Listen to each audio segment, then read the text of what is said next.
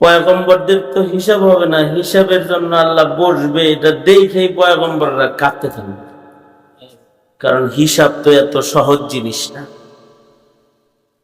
আল্লাহর রাসূল বলেন, ক্বালা রাসূলুল্লাহ সাল্লাল্লাহু আলাইহি ওয়াসাল্লাম, মান হুসিবা উযিবা।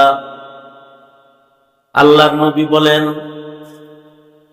যার হিসাব শুরু হয়ে যাবে, যাকে হিসাব নেওয়া হবে, সে বিপদে পড়ে যাবে, আযাবে নিক্ষিপ্ত হয়ে যাবে। মান হুসিবা উযিবা, যার হিসাব হবে সে দোজখের আগুনে পড়ে যাবে। এ কারণে হিসাবের দিবস যেটা বিচার দিবস, এই দিবসকে ভয় করা ঈমানে মুফাসসালের একটি অংশ। আল্লাহরে যেমন ভয় করতে হয়, আল্লাহর হিসাবরেও ভয় করতে হবে। ভয় করব আল্লাহকে, আবার ভয় করতে হবে বিচার দিবসকে। হিসাব দিবস যেদিন বিচার সালিশ হবে, সেদিনকেও ভয় করতে হবে। আল্লাহ তাআলা আল্লাহর কোরআনেও বিচার দিবসের ভয় করার জন্য বান্দাদেরকে নির্দেশ করেছে।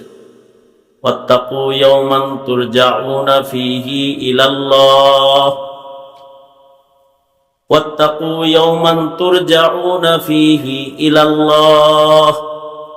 আল্লাহ বলেন, বান্দা তোমরা ভয় করো ওই দিন যেদিন তোমরা আল্লাহর কাছে প্রত্যাবর্তন করবে হিসাবের জন্য। সেই বিচার দিবসকে তোমরা ভয় করো, কারণ সেদিন আল্লাহর সামনে সকলকে দাঁড়াইতে হবে।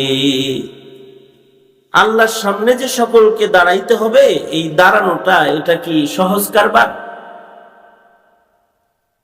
আরে আকিল না হো গাফিল, अरे आकिल न हो गाफिल, तुझे दुनिया से जाना ही। अरे आकिल न हो गाफिल, तुझे दुनिया से जाना ही।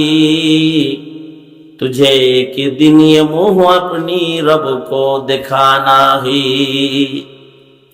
बुद्धिमान गाफिल हो ना, তোমাকে আল্লাহর সামনে যাইতে হবে। আপনারা তো উত্তেজিত পজিশনে ছিলেন এতক্ষণ, কারণ মৌলানা সাঈদ, মুফতি সাঈদ আহমদ উত্তেজনাকর গজল গাইছে, আলাদা একটা ভাবের উপরে ছিলেন। এর গজল শুনলে আমারও ভাব উঠে যায়। ভালো গায়, একেবারে মৌকা মতো শব্দ চয়ন করে। আমার লেখা গজল আমার চেয়ে সুন্দর করে গাইছে। কমাস কমে এখন আর একটা অন্য ভাবে আসেন, মানে নসিহত শুনতেছেন, ওই ভাবে চলে আসেন, ভাবের চেঞ্জিং করেন, পাতা উল্টান।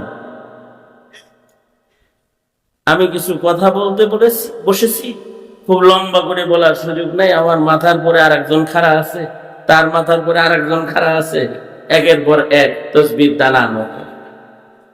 সুতরাং সময় কম, কিন্তু দুই চারটা কথা আমারও বলা দরকার, আপনাদেরও বোঝা দরকার, আপনাদেরকে বোঝানো দরকার।